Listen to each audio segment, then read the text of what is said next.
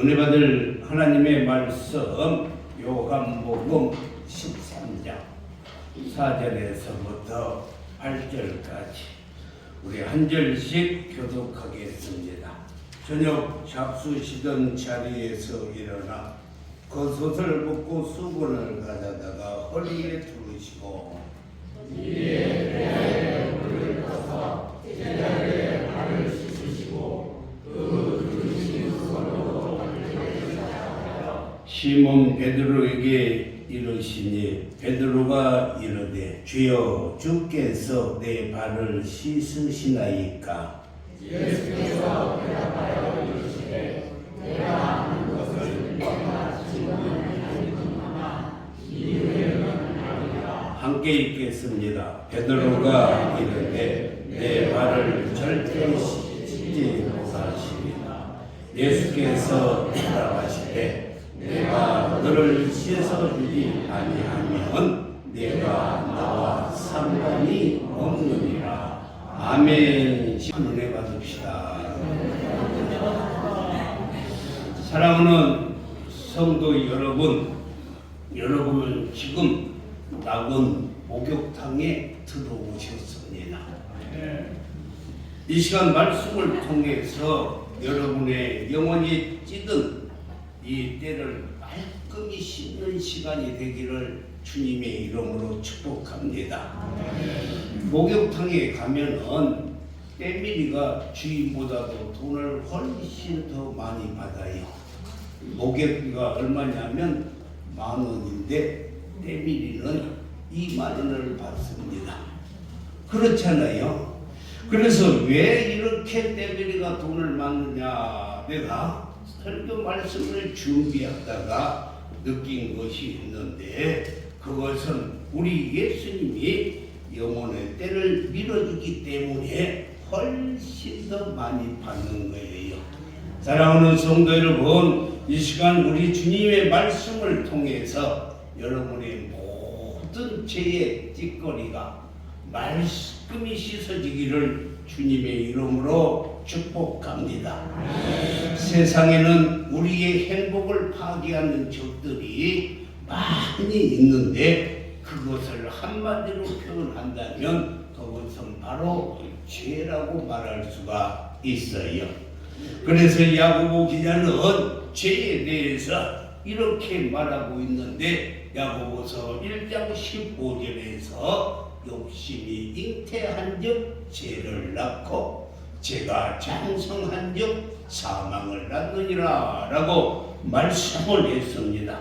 죄는 우리가 가진 행복을 다 빼앗아 가버립니다. 죄를 짓고 행복한 사람은 없습니다. 죄를 지으면 늘 불안해합니다. 죄는 양심의 고통을 가져오고, 죄는 질병을 유발시키고, 그리고 죄는 우리의 생명까지 위협하여 사망에 이르게 하는 것이 죄인 것입니다.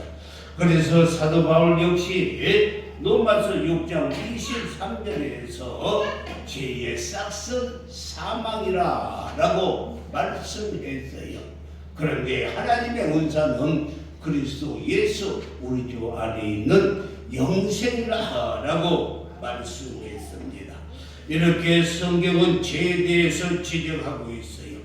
오늘 본문 말씀 요한복음 13장에서는 죄에 대해서 잘 지적하고 있는데, 예수님은 십자가 사건을 앞에 두고 마가 다락방에 모여서 최후의 만찬을 하고 난 다음 제자들의 발을 씻겨주시려고 했습니다.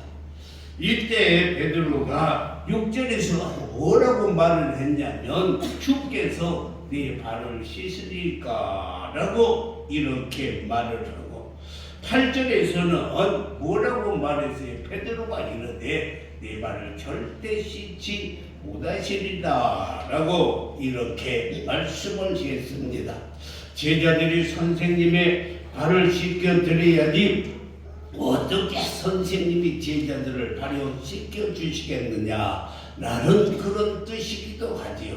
그때 주님이 기독교의 절대 진리를 말씀하셨는데 오늘 8절에 보니 예수께서 대답하되 내가 너를 씻어주지 아니하면 내가 나와 상관이 없느니라. 그러니까 예수님이 제자들의 발을 씻어줘야만이 상관이 있는 거예요. 이것은 무슨 뜻일까? 예수님 때문에 우리가 구원받고 예수님 때문에 천국에 갈 인생이 되려면 십자가의 보혈로 우리의 죄를 씻어주시는 대속의 은혜를 체험을 해야만이 천국을 가는 거예요. 예수님께서 씻어주지 아니하면 상관이 없어요. 예수님과 하나님의 자녀도 될 수가 없습니다. 그리고 하나님의 자녀가 되기 위해서는 반드시 예수님의 십자가의 보혈로 우리의 원죄와 자범죄를 깨끗이 씻어야만 하는 것입니다. 출애굽기 12장을 보면 10가지 재앙 중에 마지막 재앙이 장자 재앙입니다. 이스라엘 백성들이 장자의 죽음을 면하기 위해서 어린 양의 피를 문설주에 발라라고 말씀했어요. 피를 발랐다는 것은 양이 죽었다는 것입니다.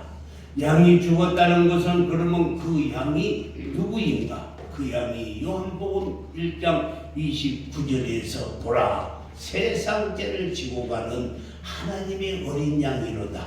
이 하나님의 어린 양이 바로 우리 주 예수 그리스도인 줄 믿습니다. 사랑하는 성도 여러분, 그 하나님의 어린 양을 피를 보고 넘어가겠다는 것입니다. 어린 양의 피가 사망 권세를 뛰어넘듯이 예수 그리스도의 십자가의 보혈의 피가 우리를 죄와 사망의 법에서 해방시켜 주실 줄 믿습니다. 할렐루야. 아담 이후에 태어난 모든 인간들은 다 원죄를 가지고 태어났습니다. 그리고 이 세상에 살면서 지은 자범죄까지 모든 죄를 스스로 해결할 수가 없어요. 허다한 양잿물로 삶아도 씻을 수가 없고, 허다한 뭐라고 그러냐, 옥시크린으로 이렇게 삶아서 빨아도 칠 수가 없는 것이 우리의 죄입니다.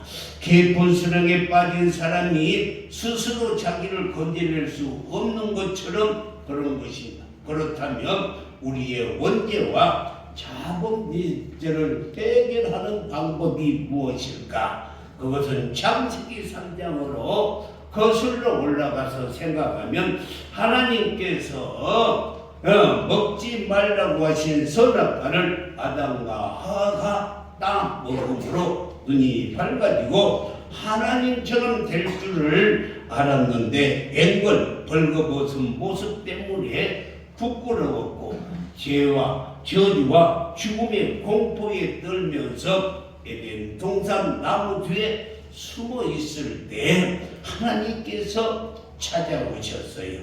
아담과 하와는 그 수치로운 모습을 가리기 위해서 무화과 나무 잎으로 자기의 몸을 가리웠습니다. 무화과 나무 잎은 오늘 현대인들이 한편에서는 죄를 짓고 그것을 선행과 그런 도덕과 수양으로 감추면서 감추려고 하지만은 인간의 내면 속에 깊이 들어있는 그 죄악이 사라질 수가 없는 것입니다. 하나님은 공포에 떨고 있는 아담과 하와에게 다가오셔서 나뭇잎으로 만든 치마를 벗기시고 그리고 양을 잡아서 그의 가죽으로 옷을 지어 입히시고 죽음과 공포에 떨고 있는 아담과 하와를 덧입혀 주셨던 것입니다. 그 양이 바로 갈보리산 언덕에서 십자가에 돌아가실 예수 그리스도인 줄 믿습니다. 사랑하는 성도 여러분, 인간의 부끄러운 죄는 어린 양 대신 예수님의 피로만이 가려질 수 있는 성경의 첫 번째 구속 사인이 바로 가죽 옷이에요. 그래서 히브리서 9장 22절에서 말하기를 피 흘림이 없는즉 사함이 없느니라. 예수 그리스도의 십자가의 보혈의 피가 우리의 죄를 깨끗게 하여 주신 줄 믿습니다. 그랬습니다. 피는 생명을 상징하는 거예요.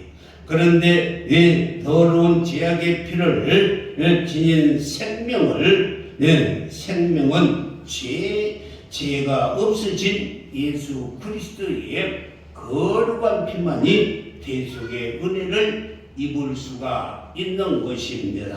죄의 삭은 사망이라고 했는데 인간들에게는 눈을 씻고 봐도 죄인이 아닌 인간이 하나도 없어요. 그래서 사도 바울은 로마서 3장 10절에서 기록된 바 의인은 없나니 하나도 없다. 하나도 없어요. 의인은 하나도 없습니다. 그래서 하나님께서는 인간의 몸을 입으시고 이 땅에 오셔서 온 인류의 모든 죄를 끌어안고 저 십자가 위에서 대속의 제물로 돌아가셨던 것입니다. 이것을 믿는 자에게는 내 죄가 예수님께 전가되고 예수님의 의가 나에게 다가와서 예수의 피로 말미암아서 우리의 원죄와 우리의 자금죄가 깨끗이 씻겨지는 줄 믿습니다. 사랑하는 성도 여러분, 하나님은 우리 모두를 너무 사랑하심으로 독생자 예수께 우리의 죄를 다 전가하셨어요. 다 우리의 죄를 예수님이 맡으셨어요. 그래서 이사야 53장 6절 말씀을 보면 우리는 다 양같아서 그릇 행하여 각기 제길로 갔거늘 여호와께서는 우리 모두의 죄악을 그에게 담당시키셨도다. 우리의 죄를 하나님께서 예수님께 다 담당시켜 주셨어요. 그래서 우리가 죄 없다. 할렐루야. 예수 그리스도의 보혈의 피로 죄 없다함을 받게 되는 줄 믿습니다. 목욕탕에서 때를 미는 사람을 고상한 말로 새신사라고 이렇게 말을 하더라고. 뭐라고요? 새신사. 때를 밀어주는 사람이 상대방의 때가 자신에게 튀거나 묻을 수가 있을 것입니다. 이와 같이 영적인 때밀이이신 예수님께서는 심판을 받아야 마땅한 우리 대신 매를 맞고 십자가에 못 박히신 것은 대속의 제물로 사죄의 은혜를 입게 되는 것입니다. 사도 바울은 그 은혜를 디도에게 편지를 보내면서 이렇게 말을 했어요. 디도서 3장 5절 말씀 우리 함께 읽겠습니다. 시작. 우리를 구원하시되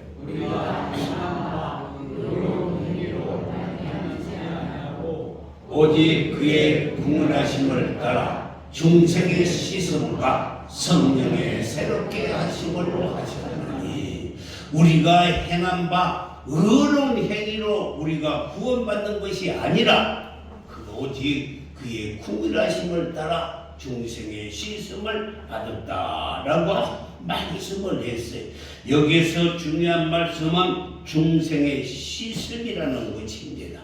중생의 씻음은 예수 그리스도의 보혈의 피로 원죄와 우리의 자금죄가 깨끗이 씻겨지는 영적인 목욕을 말하고 있는 것입니다.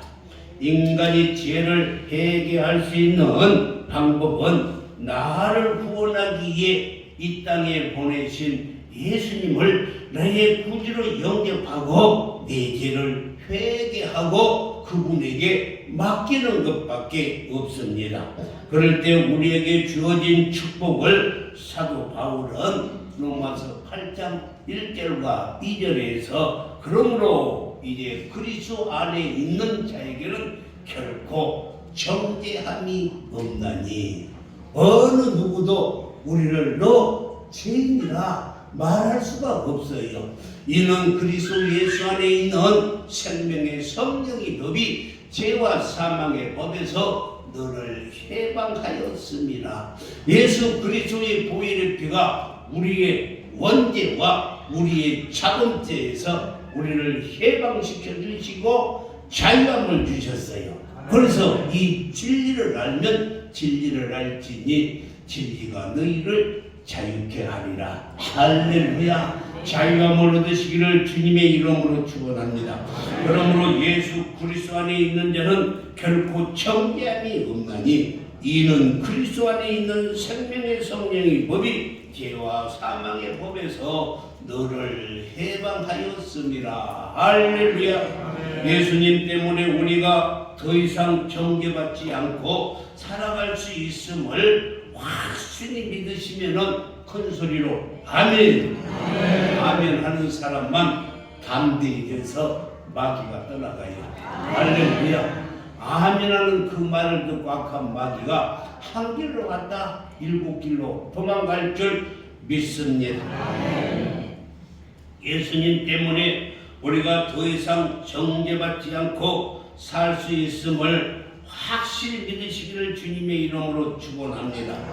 그래서 예수 안에 있는 자들에게 정죄함이 없다고 했는데, 그렇다면 오늘날 그리스도는 어디에 계실까? 물론 그리스도는 우리의 마음속에 오셔서 함께 계십니다. 우리의 마음속에. 그런데 오늘날의 그리스도는 그 교회 안에 계셔요. 교회 안에. 그리스도는 교회의 몸인 것입니다. 그리고 교회의 머리가 바로 우리 그리스도이시라는 것입니다.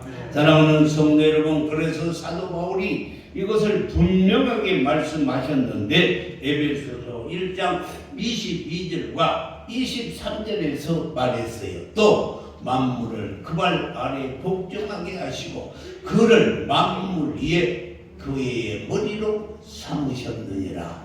23절에 교회는 그의 몸이니 만물 안에서 만물을 충만케 하시는 이에 충만하리라 라고 말씀했어요. 우리가 그리스도의 몸된 교회에 거할 때 예배를 드리면서 예수 그리스도의 보혈로 사제의 은총을 덧입게 될 줄 믿습니다. 사람마다 몸의 때가 있듯이 영혼의 때인 죄가 없는 사람이 없어요. 그 죄를 씻는 곳이 바로 지금 우리가 몸담고 있는 교회라는 것입니다. 그러면 교회는 이 예배를 드리는 것이 아니라 교회는 에클레시아라는 뜻인데, 이 말은 믿는 사람도 성도의 무리가 바로 교회예요. 사랑하는 성도 여러분, 그렇습니다. 영적인 이 목욕탕 교회, 영적인 목욕탕 교회는 우리의 영혼의 때인 죄를 씻는 영적인 목욕탕이에요. 우리의 영혼의 때인 죄를 씻는 영적인 목욕탕이 교회인 줄 믿습니다. 사랑하는 성도 여러분, 그래서 예수님은 우리의 영혼인 된 죄를 씻어 주시는데, 어떤 죄를 지었다 할지라도 죄책감에서 해방되는 유일한 길은 예수님의 보혈의 공로로 죄사함의 은총을 받을 수 있다는 확신을 가지고 자신의 죄를 회개하는 것입니다. 우리가 회개하면 어떤 죄를 지었다 할지라도 십자가의 보혈의 효력은 영원한 속죄이기 때문에 우리가 앞으로 지을 죄까지, 죽을 때까지 지을 죄를 다 용서해 주시고 돌아가신 줄 믿습니다. 사랑하는 성도 여러분, 그리고 본문 말씀을 보면 교훈이 있는데, 내가 너를 씻지 아니하면 너와 상관이 없다. 8절에서 말씀하고 있어요. 내가 너를 씻지 아니하면 내가 나와 상관이 없다라고 말씀했어요. 베드로가 9절에서 말씀합니다. 9절에서 시몬 베드로가 이르되 주여 내 말뿐만 아니라 손과 머리도 그러면은 다 씻겨주세요 라고 이렇게 말씀했을 때 주님이 또 말씀하시기를 10절에서 이렇게 말해요. 예수님께서 이르시되 이미 목욕한 자는 발밖에 씻을 필요가 없느니라. 할렐루야. 목욕한 자는 발밖에 이 말은 뜻은 한번 구원받는 자는 또다시 구원 중생이 있는 것이 아니고 한번 구원은 영원한 구원이에요. 할렐루야. 해변대에 가면은 우리 요한이가 지금 휴가 가지고 있는데 해변대 가면은 이런 말을 하더라고. 한 번 해변은 영원한 해변이다. 영원한. 그렇듯이 우리가 예수 그리스도의 십자가의 보혈의 피로 구원받았으면 영원히 구원받는 거예요. 또 구원받고 또 받고 그런 것이 아닙니다. 할렐루야. 사랑하는 성도 여러분, 여기에서 목욕은 영적으로 거듭난 중생의 체험, 중생의 씻음이라고 말씀을 드렸습니다. 그래서 거듭남은 일생에 한 번으로 족하는 거예요. 아담의 원죄는 예수님을 영접함으로 다 해결되었어요. 목욕에서 온몸이 깨끗하다고 하신 말씀은 갈보리 십자가에서 흘려내리는 예수님의 보혈의 강물의 피가 우리의 마음과 몸을 씻으면 그리스도 안에서 영원한 생명을 우리가 얻게 되는데 이것을 우리는 사명에서 생명으로 옮겼느니라 라고 말씀하고 있어요. 그렇다면 예수님께서 말씀하신 목욕한 자는 이제 발만 씻어도 된다는 말은 십자가에서 예수님의 보혈로 의뢰감을 받았다 하더라도 밖에 나갔다 들어올 때 손발을 씻는 것처럼 예수 믿고 구원받았어도 일상적인 범죄에 대해서 주님의 몸된 교회에 와가지고 회개 기도를 통해서 우리가 회개를 함으로 말미암아서 깨끗해진다는 것입니다. 그래서 우리는요 큰 주일이면 나와서 한 주간을 회개하고 하나님 한 주간을 또 하나님 앞에서 바르게 살도록 지켜주세요 하고 기도해야 될 줄 믿습니다. 그래서 우리가 회개하고 죄를 사함을 받을 때 시편 32편 1절에서 허물의 사함을 받고 자신의 죄가 가려진 자는 복이 있도다. 할렐루야. 그래서 우리는 복 있는 자들이에요. 할렐루야. 예수 그리스도의 보혈의 피로 말미암아 우리 모두는 복 있는 자들인 줄 믿습니다. 옆 사람 한번 봐봐요. 복이 있나 없나 한번 봐보세요. 복이 아주 넘쳐납니다. 할렐루야. 제3의 은총을 누리지 못하고 사는 것만큼 불행한 게 없고 제3의 은총을 누리고 산 만큼 행복은 그보다 더 큰 행복은 없을 것입니다. 오늘 본문에서 예수님이 목욕과 발 씻음을 성막들에 있는 두 기구를 가지고 말씀했는데 성막에 성뜰에 들어가면은 먼저 번제단이 있어요. 이 번제단은 이곳에서 우리가 죄와 이혼을 합니다. 다 태워버리고 깨끗이 십자가를 이 번제를 십자가를 의미하고 또 하나는 제사장들이 수도를 씻는 물두멍이 있어요. 이 물두멍은 뭐냐면 저게 물두멍이 있는데 이 성경을 자세히 읽어보면은 물두멍은 이 하나님께서 모세에게 크기를 얼마를 해라 이렇게 가르쳐 주지 않았어요.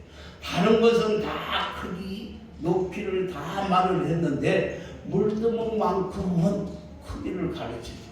물이 얼마나 들어가게 만들어라 말을 해주느냐면 각 사람의 죄가 다르기 때문에 여러분이 죄가 많으면 저 물두멍이 커야 되고 죄가 적으면 물두멍이 적어야 돼요. 그래서 물두멍에 대해서는 크기를 가르쳐주지 않았어요. 사랑하는 성도 여러분, 제단에서 뿌려지는 붉은 피가 아담과 하와의 교만과 그 역의 원죄를 해결하는 치유의 이 효력을 발휘한다면 제사장들이 성소에 들어가기 전에 손을 씻는 물두멍은 스스로의 생각과 말과 행동으로 지은 자범죄를 해결하는 성화의 효력을 발휘하는 것입니다. 잘 들어보세요. 번제단은 그래서 칭의의 효력이에요. 다시 말해서 죄와 이혼해버렸어요. 끝났어요.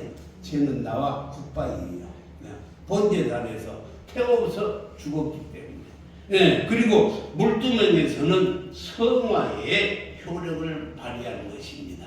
우리가 예수 믿으면 예수 그리스도의 장성한 분량까지 성화되어 가는 거예요.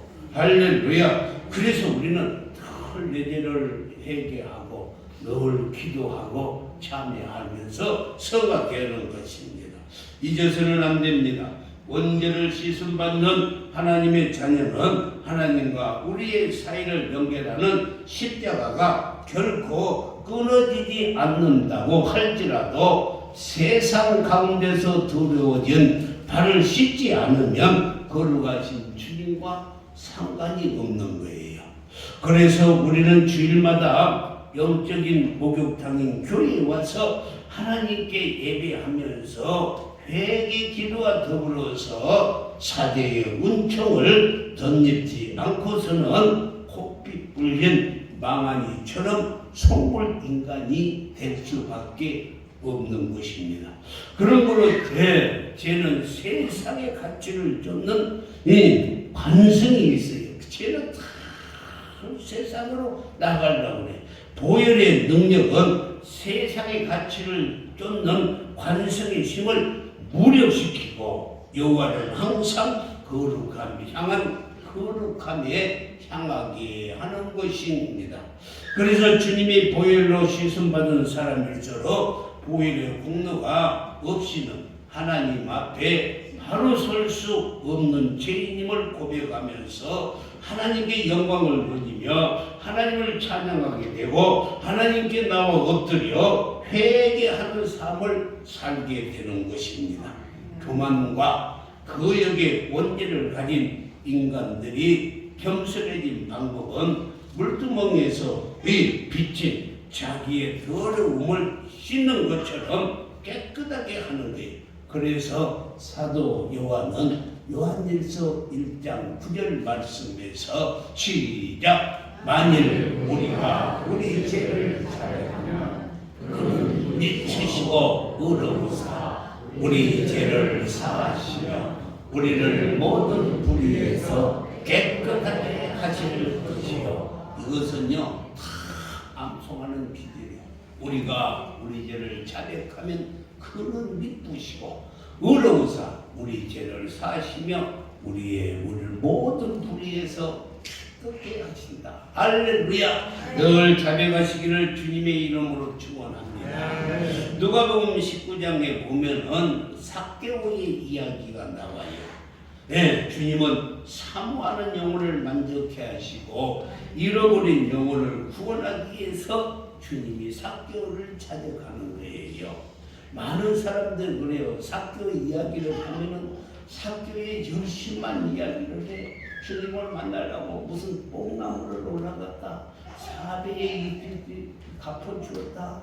절반을 자기 재산을 갚았다 하는데 그것보다 더 중요한 것은 삭개오의 영혼을 사랑하신 주님이 그를 찾아가는 거예요. 하나님의 사랑을 먼저 우리가 알아야 됩니다. 여러분요, 삭개오는 부자이며 세리장이었지만은 털 마음에 허전함이 있었고 공함이 가득 차 있습니다. 그런 그가 자기가 살고 있는 여리고에 예수님이 오신다는 말을 듣고 주님 앞에 나왔지만은 그가 키가 적어서 예수님을 볼 수가 없어서 뽕나무 위에 올라가서 주님을 바라볼 때 주님이 다가오시더니만 삭개오야 내려와라. 내가 오늘 너의 집에 유하여야 되겠다라고 말씀해요. 그걸 보고 많은 사람들이 죄인의 집에 예수님이 들어갔다고 수군거리는 소리가 들렸지만 삭개오의 집에서는 천국과 새 생명의 잔치가 열리게 된 줄 믿습니다. 그리고 삭개오는 회개합니다. 그리고 그는 결단하는데 누가복음 19장 9절에서 말하고 있어 삭개오가 서서 주께 여짜오되 주여 보시옵소서 내 소유의 절반을 가난한 자들에게 주겠사오며 만일 내가 누구 것을 빼앗은 일이 있으면 내 갑절이나 갚겠나이다 라고 이렇게 말씀을 했습니다. 사랑하는 성도 여러분, 그렇습니다. 돈이 삭개오의 인생의 전부였습니다. 그럼 그가 예수님을 영접하는 순간 모든 것을 다 내려놓습니다. 돈과 함께 얼룩져 있는 지난날의 과거를 회개합니다. 그런 의미에서 회개는 단순한 후회가 아니라 잘 들으세요. 회개는 새로운 삶의 출발이 회개예요. 출발이. 많은 사람들이 과거로부터 죄를 떠났지만 연락을 주소를 남겨두고 떠난다는 거예요. 항상 한 자락은 깔고 떠난다는 것입니다. 그것은 온전한 회개가 아닙니다. 온전한 회개란 새로운 가치관의 변화와 더불어서 새로운 삶의 출발이에요. 그래서 회개는 메타노미아라고 그러는데 회개는 가는 길을 멈추고 뒤를 돌아서 가는 것이 회개예요. 세상 길을 가던 자가 뒤를 돌아서 하나님에게로 나가는 그것이 바로 회개인 줄 믿습니다. 할렐루야. 그렇습니다. 그런데 많은 사람들이 인격과 삶이 변하지 않는 감성적 회개에 머물고 있는 것을 볼 수가 있어요. 경건의 모양만 가지고 사는 것입니다. 그러나 삭개오는 주님의 은혜로 구원받는 자신을 들여다보면서 이웃 사람의 새로운 마음으로 섬기는 삶을 살기로 결단을 했어요.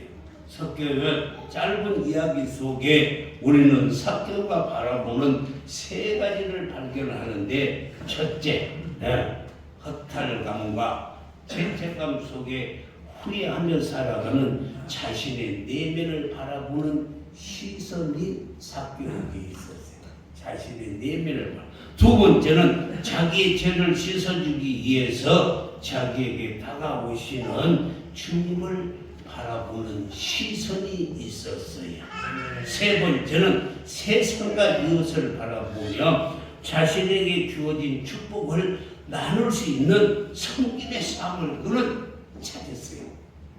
그래서 자기의 소유의 절반을 가난한 자에게 나누어주고 남에게 잘못이 있다면 4배로 이렇게 갚아주었던 것입니다.